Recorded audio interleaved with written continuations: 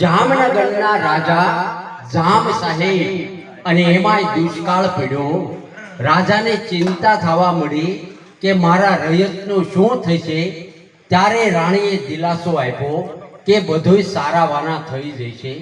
એવામાં પ્રધાન આવ્યા અને રાજાને કીધું, રાજા અન્ના ભંડાર ખલાસ થઈ ગયા. રાજા ઓર ચિંતામાં આવ્યા. ત્યારે રાણીએ કીધું કે કોઈ દેવ મંદિરે જાઓ. એવામાં ઉનાળાનો સમય અને રાજા ઘોડાહરીમાં ગયા. ત્યાં પવન વેગી ઘોડી કાઢી અને એની માથે અસવાર થયા. દૂર દૂર જંગલમાં ઘોડી ચાલી જાય છે. એવામાં એક ઝૂંપડીની બાજુમાં ઘોડી ઊભી રહી અને હિંવરવા મળી. અને એમાં જે સંત બહાર આવ્યા ને એ હતા સંત મૂળદાસ. અરે બેટા, ઘોડીને પાણી પા. એવામાં ઠીકરાનું માટલું ઢાંકણીઓ ઢાંકેલું અને એ ઘોડીને પાયું ને ઘોડી ધરાઈ ગઈ એટલું પાણી પીધું અને પાછો ઢાંકણું બંધ કર્યું અને પાછો ખોલ્યું ને સલક માર ભર્યું હતું. ત્યારે એને એમ થયું કે આ કોઈ મહાન સંત પુરુષ લાગે છે. ત્યાં જઈને કીધું કે મારા દેશમાં દુષ્કાળ પીડ્યો છે, મારા રયતનું શું થશે. ત્યારે સંત મૂળદાસે કીધું, બેટા ઈશ્વર ઉપર ભરોસો રાખ. એમ કરીને રાજા મહેલ તરફ જાય છે ને એવામાં અંધરાધાર વરસાદ પડવા મળ્યો. ટાઢના ઠુંગરાઈ ગયા, તાપણા કરવા પડ્યા અને રાણીને હકીકત કીધી.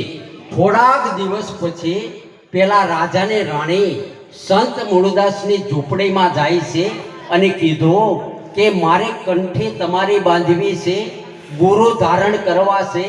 ત્યારે સંત મૂળદાસે કીધું, બેટા ગુરુ ધારણ ન કરતો વધારે સારું. પરંતુ રાજાએ હોઠ લીધી ને ત્યારે સંત મૂળદાસે કીધું કે તું રાણીની સાક્ષીમાં ગુરુ ધારણ કર. એમ કરીને ગુરુ ધારણ કર્યા. પણ બન્યું એવું કે અમરેલીમાં એક દીકરી કુઈમાં પડવા જાતી હતી. ત્યારે સંત મૂળદાસે કીધું, બેટા પાણીમાં પડાય નહીં, કુઈમાં પડાય નહીં.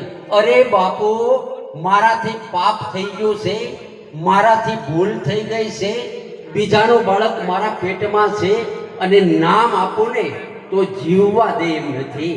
ત્યારે સંત મૂળદાસે કીધું, બેટા મારું નામ આપી દેજે. બીજાની આડ સંત મૂળદાસે લઈ લીધી. પરંતુ અમરેલીમાં વાતો થવા મળી કે સંત મૂળદાસે આ દીકરીની જોડે આવું કૃત્ય કર્યું છે. એ સમયે સંત મૂળદાસને ગધેડા ઉપર ઊંધા બેસાડવામાં આવ્યા, ખાહડાના હાર પહેરાવ્યા. આવું વર્તન માણસોએ સંત મૂળદાસ જોડે કર્યું. અને સંત મૂળદાસને એમ થયું કે કદાચ રાજા મારા શિષ્ય છે અને એને એમ લાગે આ ખોટું છે. એ સમયે સંત મૂળદાસ દ્વારકાના દર્શને જાય છે અને રસ્તામાં એક બિલાડી મરી ગઈ હોય અને એના બછોડિયા ટળવળતા હોય. એ બિલાડી લઈ અને ચાલતા ચાલતા રાજાના મહેલમાં જાય છે.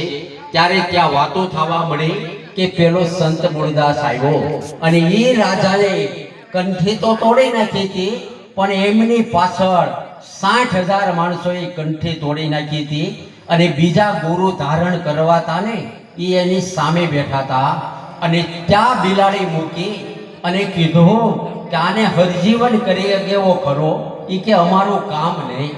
ત્યારે સંત મૂળદાસે ગંગાજળ મગાવ્યો અને પાણીની અંજલી નાખી અને શ્રી રામનું નામ લીધું ને ત્યાં બિલાડી તો હરજીવન થઈ ગઈ.